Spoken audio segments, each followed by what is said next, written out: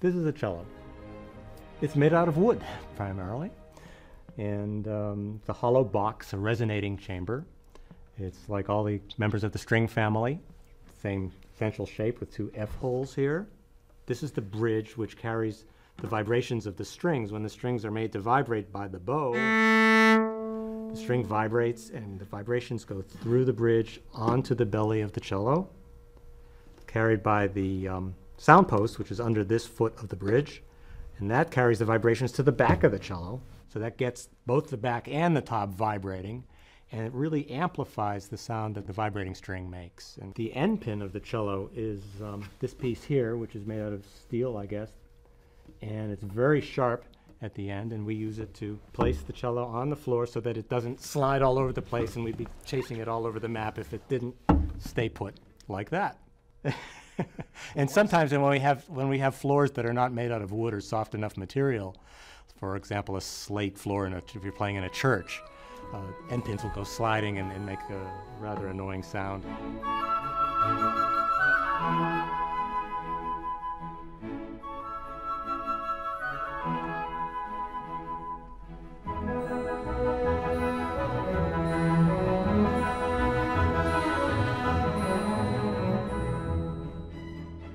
I acquired this cello about 5 years ago. It was made in Chicago. This is an American cello.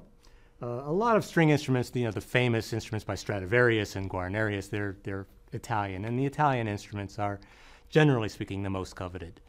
But this was made by a man named Carl Becker Sr. in 1929, and Carl Becker Sr. is emerging as the great American maker of the 20th century. There are many of his instruments around, and he made not only cellos, he made violins and violas.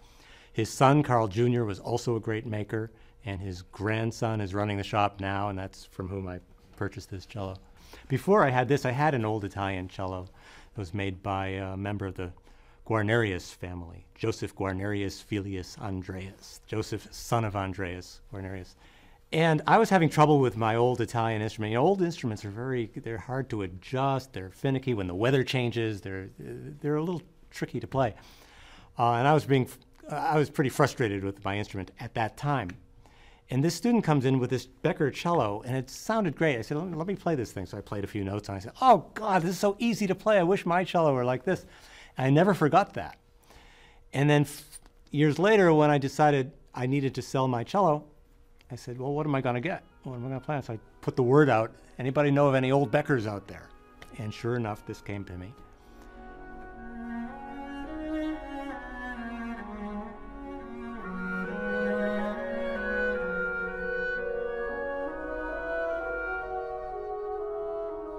My father was an amateur violinist and a music lover, and there was always music in the house when I was growing up.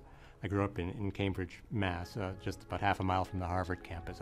My father didn't teach there. I was a townie, right? But I had two older brothers, and one of them played the piano, and one of them played the violin.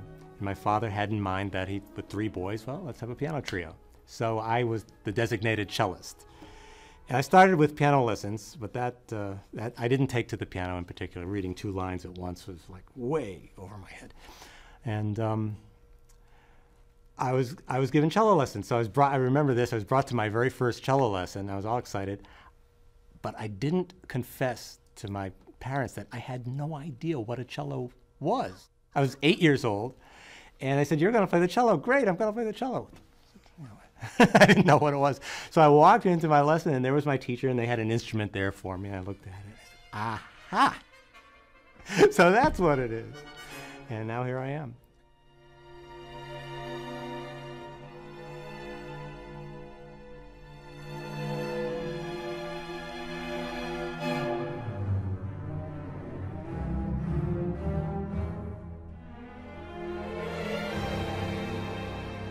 There was 1 year, my second year of taking lessons, where I would go without unpacking my cello from week to week. And I saved, it was a local music school. It's doing very well now, called the Longy School of Music in Cambridge. And my teacher there was a woman named Hannah Sherman. She wrote on my report card, I got my little report, and I got a D.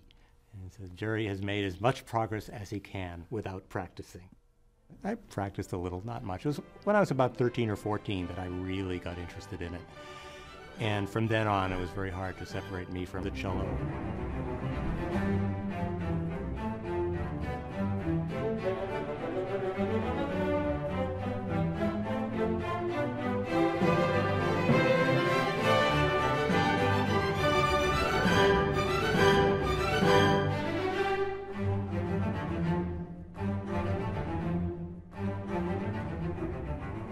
I tell my students that we spend as cellists 95% of our training learning to play the melody and 5% of our training learning other things.